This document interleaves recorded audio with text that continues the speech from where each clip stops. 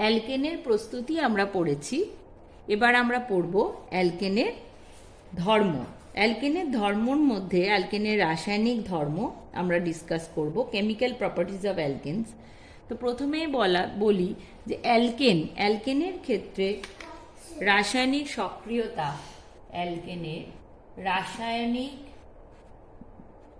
সক্রিয়তা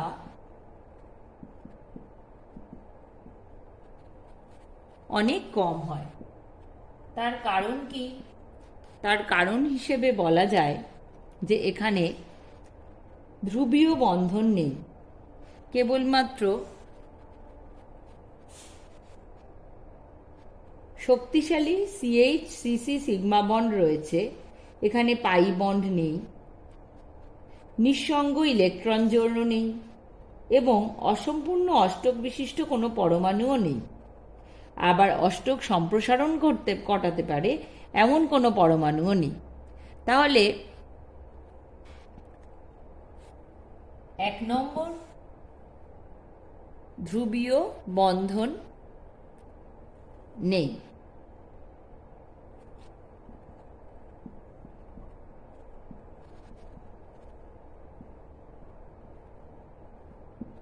2 নম্বর নিঃসঙ্গ ইলেকট্রন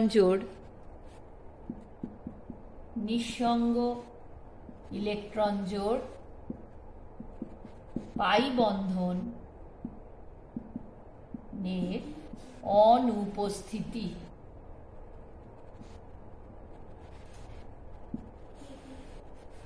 এছাড়া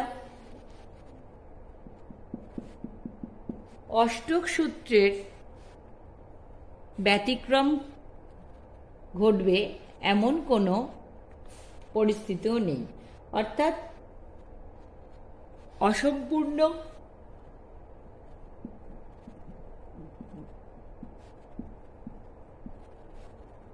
অষ্টক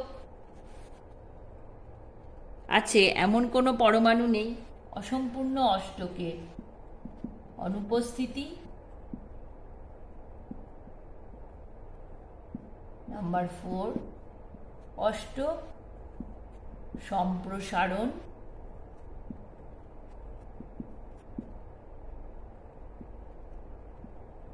সম্ভব নয়। তাহলে রাসায়নিক সক্রিয়তা অ্যালকেনের কম, তার কারণ হলো এর ধ্রুবীয় বন্ধন নেই, নিঃসঙ্গ ইলেকট্রন জোড়ের অনুপস্থিতি, পাই বন্ধনের অনুপস্থিতি, অসম্পূর্ণ অষ্টকের অনুপস্থিতি এবং অষ্টক সম্প্রসারণ হবে এমন অনুকূল পরিস্থিতিও নেই। তো এই সমস্ত কারণে রাসায়নিক সক্রিয়তা অ্যালকেনের কম। এবং অ্যালকেনের ক্ষেত্রে প্রধানত কোন ধরনের বিক্রিয়া দেখা যায়? প্রধানত প্রতিস্থাপন বিক্রিয়া দেখা যায়।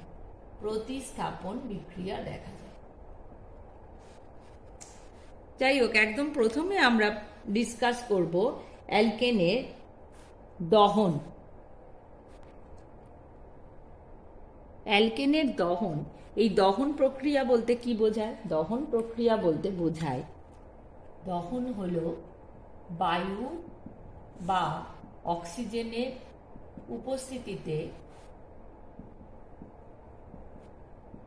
উপস্থিতিতে যদি তাপ প্রয়োগ করা হয়, তাপ প্রয়োগে অ্যালকেনের জারণ।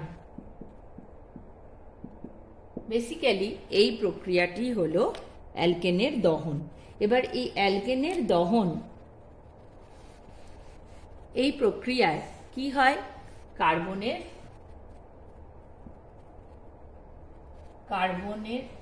অক্সাইড উৎপন্ন হয়, অর্থাৎ ক্ষেত্র বিশেষে কখনো CO2 কখনো CO উৎপন্ন হয়। এছাড়া আর কি উৎপন্ন হয়? এই বিক্রিয়ায় উৎপন্ন হয় জল এবং প্রচুর তাপ শক্তি।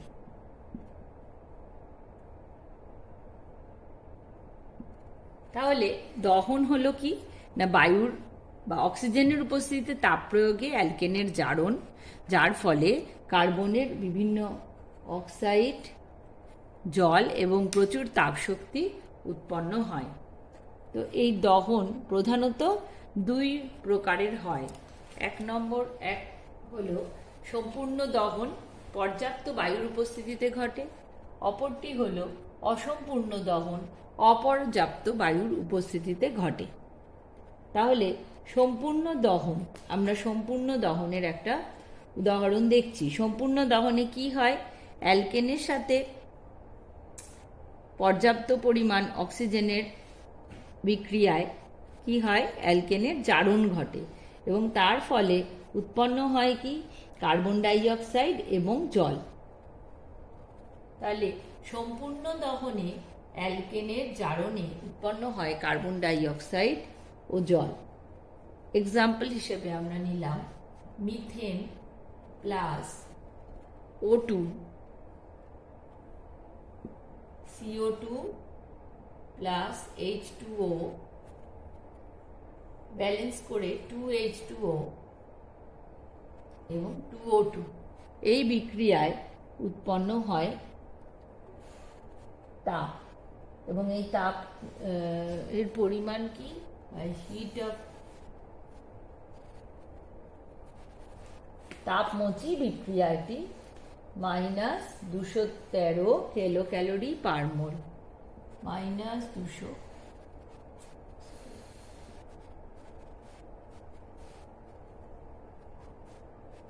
-213 কিলো ক্যালোরি পার মোল। অসম্পূর্ণ দহন অর্থাৎ অপর্যাপ্ত বায়ুর উপস্থিতিতে যখন দহন হবে তখন কি হয়, মিথেন থেকে আমরা দেখতে পাই কার্বন মনোক্সাইড এবং জল উৎপন্ন হয়। বিক্রিয়ার সমীকরণটি এইরূপ, 2CH4 + 3O2 থেকে 2CO + 4H4। কিন্তু অপর্যাপ্ত মিথেন ব্যবহার করলে উৎপন্ন হয় CH4 + O2, এখান থেকে উৎপন্ন হয় carbon black C + 2H2 carbon black.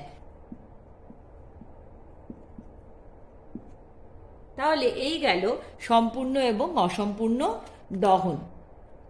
এবার আমরা দেখব উপযুক্ত অনুঘটকের উপস্থিতিতে অ্যালকেনের সাথে প্রত্যক্ষ বা পরোক্ষভাবে বায়ু বা অক্সিজেনের বিক্রিয়াকে কি বলা হয়, অ্যালকেনের নিয়ন্ত্রিত জারণ বা কন্ট্রোলড অক্সিডেশন। এবং এই বিক্রিয়ায়, এই নিয়ন্ত্রিত জারণে কি হয়, বিক্রিয়াজাত পদার্থ বিভিন্ন রকম হতে পারে। বিক্রিয়াজাত পদার্থ অ্যালকোহল হতে পারে, আবার অ্যালডিহাইড কিংবা কার্বক্সিলিক অ্যাসিডও হতে পারে। অ্যালডিহাইড কিংবা কার্বক্সিলিক অ্যাসিডও হতে পারে। অর্থাৎ অনুঘটকের উপস্থিতিতে এই যে জারণ হচ্ছে, বায়ু প্রত্যক্ষ বা পরোক্ষভাবে যে অক্সিজেনের সাথে বিক্রিয়া হচ্ছে, তাতে বিক্রিয়ক এবং অনুঘটকের প্রকৃতি এই দুটি বিষয়ের উপর নির্ভর করে বিক্রিয়াজাত পদার্থ অ্যালকোহল অথবা অ্যালডিহাইড বা কার্বক্সিলিক অ্যাসিড হতে পারে। এবং এই বিক্রিয়াটা উচ্চ চাপ এবং উষ্ণতায় সংঘটিত হয়। উচ্চ চাপ এবং উষ্ণতায় সংঘটিত হয়।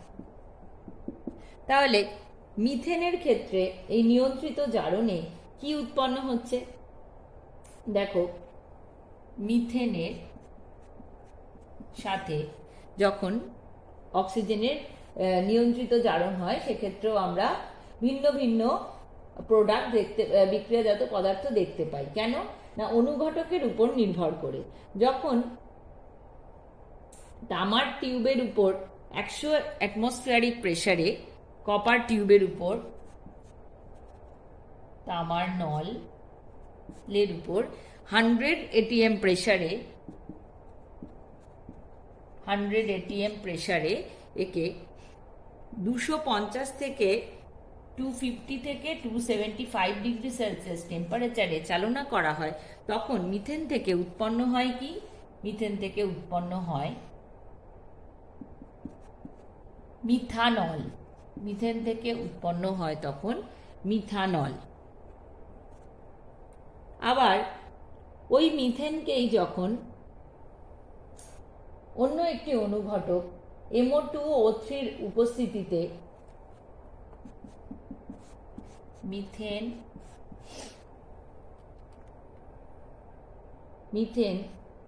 মলিবডিনামের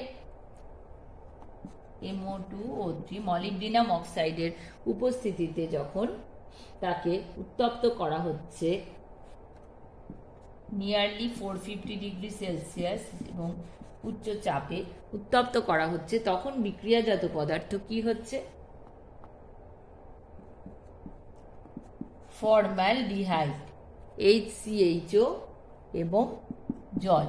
তাহলে প্রথমে দেখলাম আমরা কপার টিউবের মধ্যে দিয়ে চালালে দেখছি মিথানল উৎপন্ন হচ্ছে, টেম্পারেচার 275 ডিগ্রির মধ্যে 250 থেকে 100 ATM প্রেশার। আবার যখন MO2O3 অনুঘটকের উপস্থিতিতে 450 ডিগ্রি সেলসিয়াস তাপমাত্রায় চাপের প্রভাবে চাপ প্রয়োগ করা হয়, তখন দেখা যাচ্ছে ফর্মালডিহাইড উৎপন্ন হচ্ছে। অর্থাৎ প্রত্যেক ক্ষেত্রেই কিন্তু অনুঘটকটি পরিবর্তিত হচ্ছে বা চেঞ্জ হচ্ছে। আবার ইথেন অক্সিজেনের সাথে বিক্রিয়া করছে, যখন দিয়ে অ্যাসিটিক অ্যাসিড উৎপন্ন করছে, তখন আবার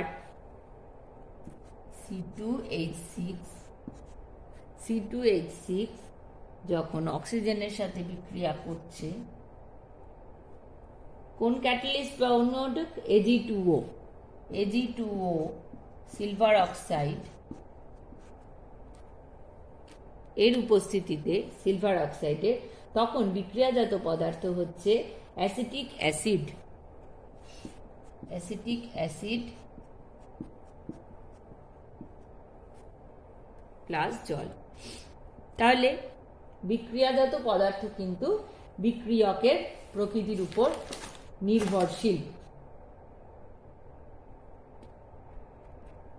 আবার উচ্চ উষ্ণতায় প্রায় 1500 ডিগ্রি সেলসিয়াস তাপমাত্রায় মিথেন এবং অক্সিজেনের বিক্রিয়ায় উৎপন্ন হচ্ছে অ্যাসিটিলিন। ওজোনের সাথে মিথেনের বিক্রিয়ায় মিথেনের জারণ হয় এবং উৎপন্ন হয় ফর্মালডিহাইড, জল এবং 2 অণু অক্সিজেন। ওজোন বিজারিত হয়ে অক্সিজেনে পরিণত হয়।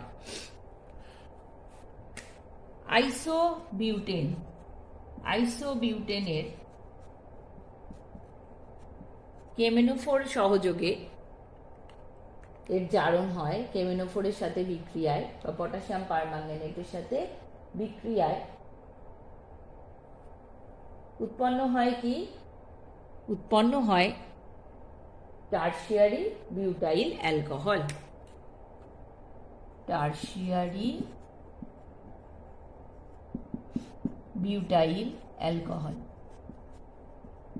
তাহলে এইভাবে দহনে এবং জারণের ফলে বিভিন্ন যৌগের উৎপত্তি অ্যালকেন থেকে আমরা দেখতে পেলাম, এবং নিয়ন্ত্রিত জারণ বলতে কি বোঝায় তাও আমরা এখানে দেখে নিলাম।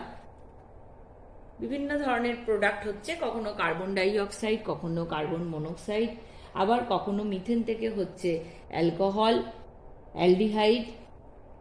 এইভাবে জারণের অনুঘটকের তারতম্যের কারণে বিভিন্ন রকমের প্রোডাক্ট আমরা দেখতে পাচ্ছি।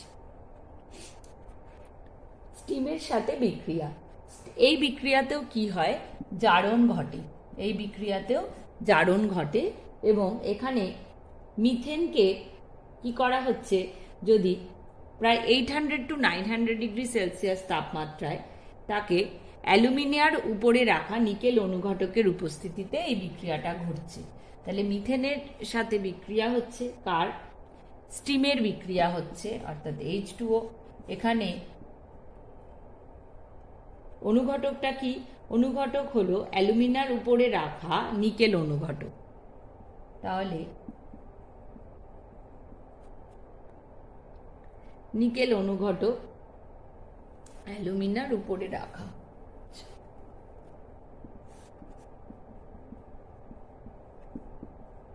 প্রায় 800 থেকে 900 ডিগ্রি সেলসিয়াস টেম্পারেচারে এক্ষেত্রে কি উৎপন্ন হচ্ছে? কার্বন মনোক্সাইড উৎপন্ন হচ্ছে, আর সঙ্গে হাইড্রোজেন। কার্বন মনোক্সাইড সঙ্গে হাইড্রোজেন, এই যে গ্যাস মিশ্রণটি উৎপন্ন হয় একে বলা হয় কি? Syngas. একে বলা হয় সিন গ্যাস। সিনথেসিস থেকে সিন গ্যাস শব্দটা হয়েছে। তাহলে মিথেন এবং স্টিমের মিশ্রণকে যদি নিকেল অনুঘটক, সেই নিকেল অনুঘটকটা কিভাবে রয়েছে না, অ্যালুমিনার উপরে রাখা, তার উপর চালনা করা হয়, টেম্পারেচার 800 to 900 ডিগ্রি সেলসিয়াস, তাহলে যে গ্যাস মিশ্রণ পাচ্ছে CO এবং H2 তাকে বলা হয় সিন গ্যাস, বা সিনথেসিস থেকে এই কথাটি এসেছে। অ্যালকেনের প্রতিস্থাপন বিক্রিয়া। অ্যালকেনের প্রতিস্থাপন বিক্রিয়ার মধ্যে প্রথমে আমরা ডিসকাস করব হ্যালোজেনেশন। হ্যালোজেনেশন কি না, অ্যালকেনের এক বা একাধিক হাইড্রোজেন পরমাণু যদি হ্যালোজেন পরমাণু দ্বারা প্রতিস্থাপিত হয় তাহলে সেই প্রক্রিয়াকে বলা হয় হ্যালোজেনেশন। এবং এই হ্যালোজেনেশন বিক্রিয়ায় আমাদের কি কি লাগছে? আমাদের প্রয়োজন হচ্ছে এখানে অ্যালকেন। অ্যালকেন হলো বিক্রিয়ক বা সাবস্ট্রেট, এবং এখানে বিক্রিয়ক পদার্থ বিকারক পদার্থ হচ্ছে এখানে হ্যালোজেন। এই বিক্রিয়ার শর্ত হলো বিক্ষিপ্ত সূর্যালোক বা অতিবেগুনি রশ্মি বা 250 থেকে 400 ডিগ্রি সেলসিয়াস উষ্ণতা। তাহলে বিক্রিয়ার শর্ত কি কি?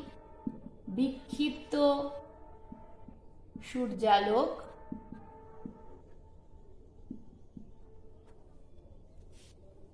অথবা অতিবেগুনি রশ্মি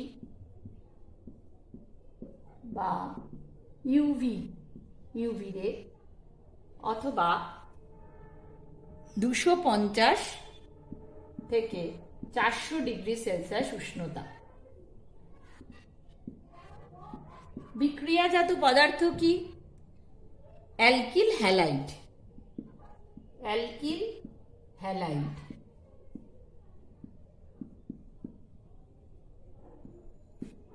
বা বলা যায় মোনো অথবা পলিহ্যালোজেনেটেড অ্যালকিন।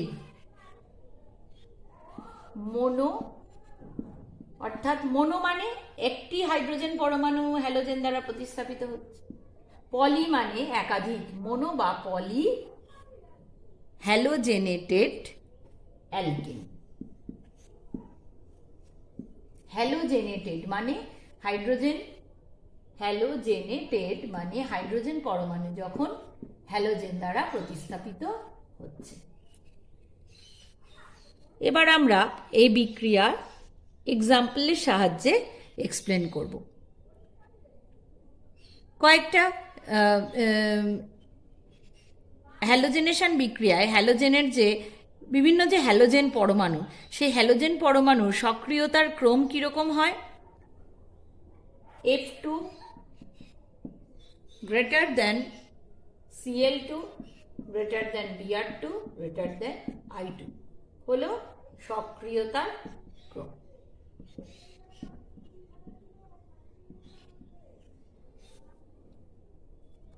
আবার অ্যালকেনও তো বিভিন্ন রকমের হয়, 3 ডিগ্রি, 2 ডিগ্রি, 1 ডিগ্রি। অ্যালকেনের সক্রিয়তার ক্রম কিরকম হয়? এক্ষেত্রে 3 degree alkane greater than 2 degree greater than 1 degree. তাহলে 3 ডিগ্রি অ্যালকেনের সক্রিয়তা সবচেয়ে বেশি, তারপর 2 ডিগ্রি, তারপরে 1 ডিগ্রি। এবার আমরা বিক্রিয়ার ক্রিয়া কৌশলের সাহায্যে কি কি বিক্রিয়াজাত পদার্থ কোন কোন ধাপে উৎপন্ন হয়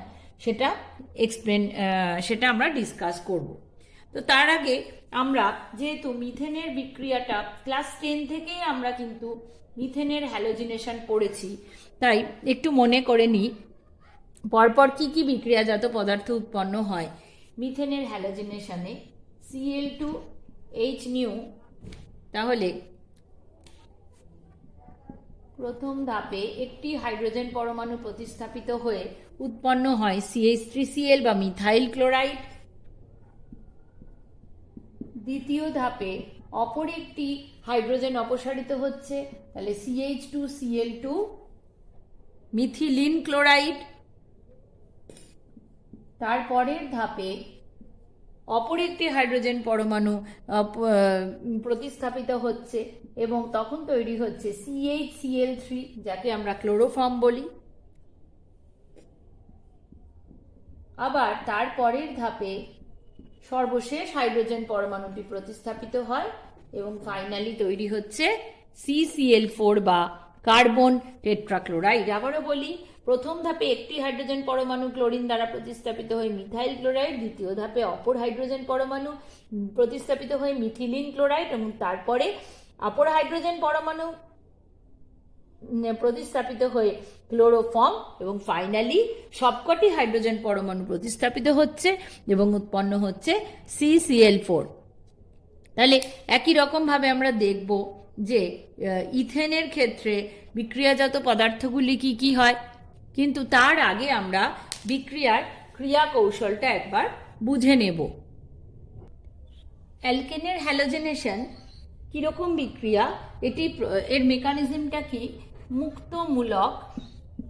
মুক্তমূলক ক্রিয়া কৌশল বা ফ্রি রেডিক্যাল মেকানিজমে এই বিক্রিয়াটি সংঘটিত হয় এবং এটি একটা শৃঙ্খল বিক্রিয়া, চেন সিস্টেমে এটা চলতে থাকে। এটি চেন সিস্টেমে বা চেন রিয়াকশন বা এটি শৃঙ্খল বিক্রিয়া।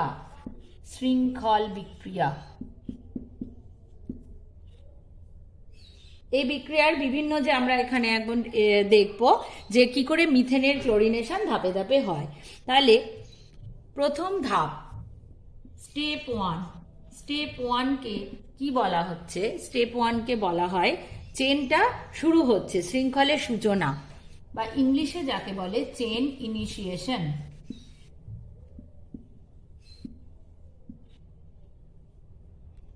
চেন ইনিশিয়েশন হচ্ছে ধাপ 1। সেখানে কি হচ্ছে, বিক্ষিপ্ত সূর্যালোকের প্রভাবে কি হচ্ছে যে Cl2 অণু প্রথমে তার হোমোলিসিস হচ্ছে এবং Cl2 অণুর হোমোলিসিস হয়ে সেখান থেকে ক্লোরিন ফ্রি র্যাডিক্যাল বা মুক্তমূলক সৃষ্টি হচ্ছে। তাহলে সূর্যালোক বা তাপের প্রভাবে আমরা এভাবে লিখছি Hν/হিট, এর কি হচ্ছে, হোমোলিসিস হচ্ছে এবং Cl ডট এইভাবে ক্লোরিন মুক্তমূলক বা ক্লোরিন ফ্রি র্যাডিক্যাল তৈরি হচ্ছে। আমরা এখানে তোমরা সবসময় ব্র্যাকেটে নামগুলো কিন্তু লিখবে, ক্লোরিন মুক্তমূলক বা যারা ইংলিশে লিখবে ক্লোরিন ফ্রি র্যাডিক্যাল। তাহলে এই হলো চেন ইনিশিয়েশন। নেক্সট ধাপ 2 বা স্টেপ 2। স্টেপ 2তে কি হবে, শৃঙ্খলটা বিস্তার হবে বা চেন প্রোপোগেশন। সো চেন, আমরা এগুলো এর আগে পড়েছি যখন আমরা ডিফারেন্ট টাইপস অফ রিয়াকশন পড়েছি, অর্গানিক রিয়াকশন, তো সেই জিনিসটাই আবার পড়ছি। শৃঙ্খলের বিস্তার কিভাবে শৃঙ্খলের বিস্তার হয়?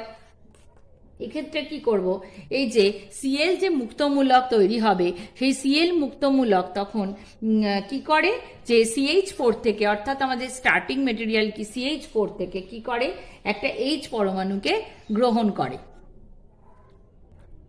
Cl ডট মিথেনের কার্বন এবং হাইড্রোজেনের মধ্যেও কি হচ্ছে, হোমোলিসিস, এবং সেখান থেকে আমরা জানি এখান থেকে তৈরি হয় একটা H ফ্রি র্যাডিক্যাল এবং CH3 ফ্রি র্যাডিক্যাল। তো এই Cl ডট এই H ফ্রি র্যাডিক্যালের সঙ্গে যুক্ত হয়ে উৎপন্ন করবে কি, HCl উৎপন্ন করবে এবং CH3 ডট মুক্তমূলক উৎপন্ন হবে।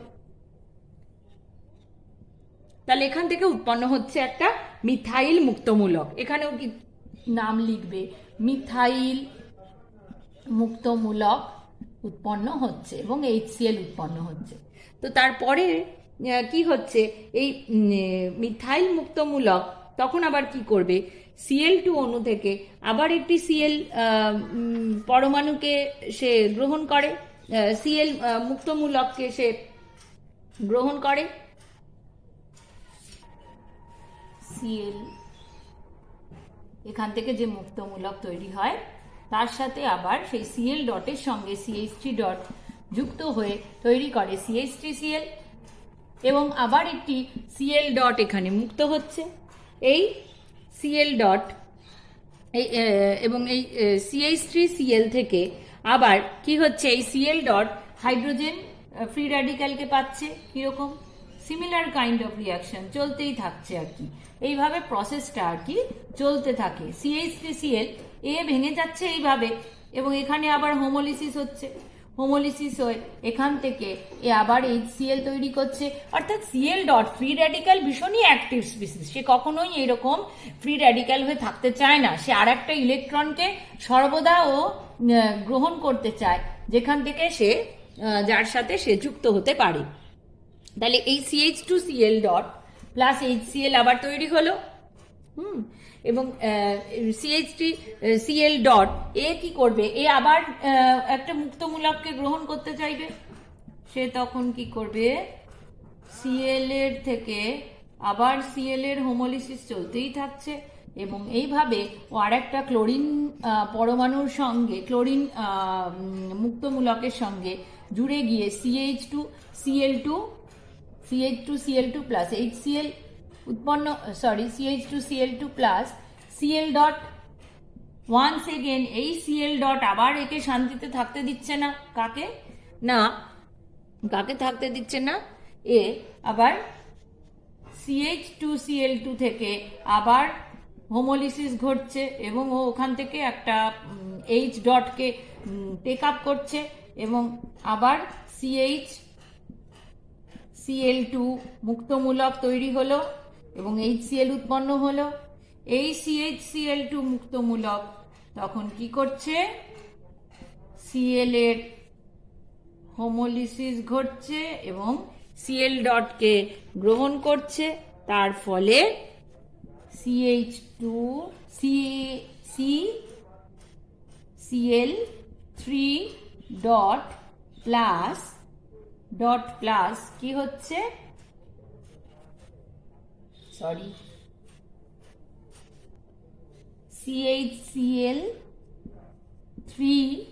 CHCl3 প্লাস Cl ডট উৎপন্ন হচ্ছে। CHCl2 ছিল, একটি ক্লোরিন পরমাণু যুক্ত হলো, CHCl3 অর্থাৎ ক্লোরোফর্ম তৈরি হলো প্লাস Cl ডট। তাহলে আমরা প্রোডাক্টগুলো কি কি পাচ্ছি আমরা ফাইনালি দেখব। এবং তারপরে আবার এই Cl ডট কি করবে, Cl ডট এখান থেকে হাইড্রোজেন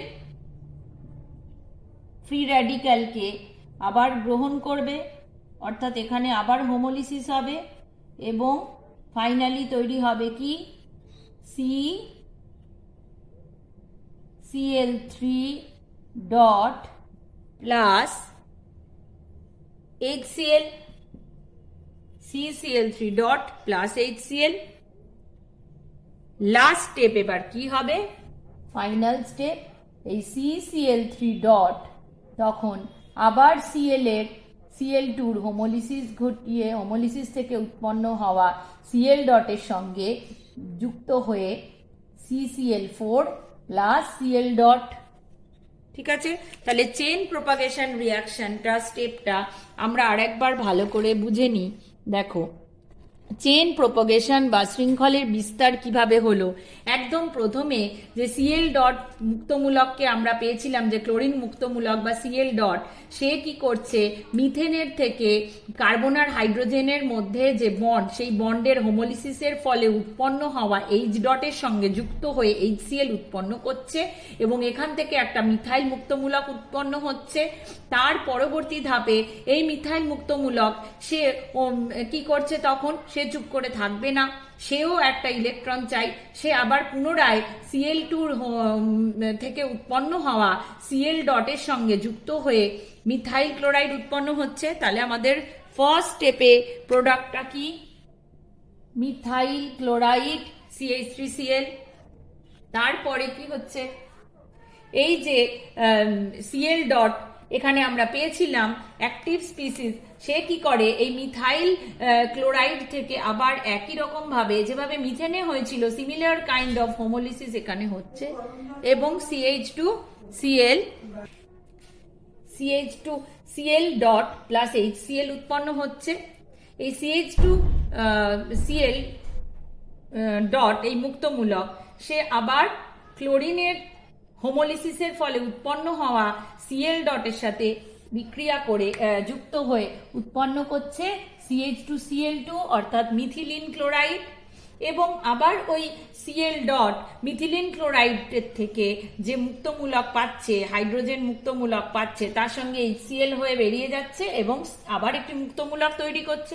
তখন এই মুক্তমূলক আবার কি করছে ক্লোরিনের সঙ্গে Cl ডটের সঙ্গে যুক্ত হয়ে তৈরি করছে CHCl3 অর্থাৎ ক্লোরোফর্ম। তো এই CHCl3 থেকে আবার হোমোলিসিস হয়ে উৎপন্ন হচ্ছে CCl3 ডট প্লাস HCl এবং CCl3 ডট ফাইনালি কি করছে আবার Cl2 থেকে Cl ডটকে পেয়ে কার্বন টেট্রাক্লোরাইড উৎপন্ন করছে। তাহলে এইভাবে আমরা প্রত্যেকটা ধাপে দেখলাম কি উৎপন্ন হচ্ছে। এবার আমরা দেখব যে লাস্ট স্টেপটা তাহলে কি হয়। ধাপ 1-এ হলো চেন ইনিশিয়েশন, ধাপ 2-তে হচ্ছে চেন প্রোপোগেশন, লাস্ট স্টেপে কি হবে লাস্ট স্টেপটা হবে চেন টার্মিনেশন অর্থাৎ শৃঙ্খলের পরিসমাপ্তি। তাহলে সেক্ষেত্রে কি হচ্ছে দেখো এবার স্টেপ 3 বা ধাপ 3 হচ্ছে কি হচ্ছে শৃঙ্খলের পরিসমাপ্তি। শৃঙ্খলের পরিসমাপ্তি অর্থাৎ যে মুক্তমূলকগুলো তৈরি হয়েছিল সেই মুক্তমূলকগুলো এবার কি হবে তারা নিউট্রাল স্পিসিসে অর্থাৎ পরমাণুতে পরিণত হবে। Chain termination পরিসমাপ্তি chain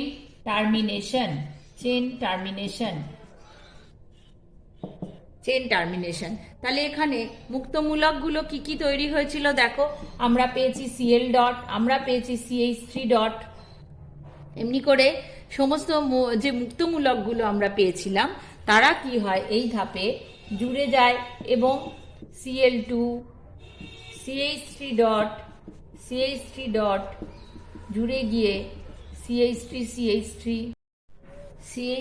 dot Cl dot যুক্ত হয়ে উৎপন্ন হচ্ছে CH3Cl।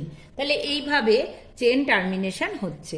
তাহলে এই হলো আমাদের অ্যালকেনের হ্যালোজিনেশন প্রক্রিয়া। আমি আবার একবার প্রত্যেকটা স্টেপের কথা বলে নিই। দেখো স্টেপ 1-এ আমরা কি দেখেছিলাম স্টেপ 1-এ দেখেছিলাম চেন ইনিশিয়েশন বা শৃঙ্খলের সূচনা।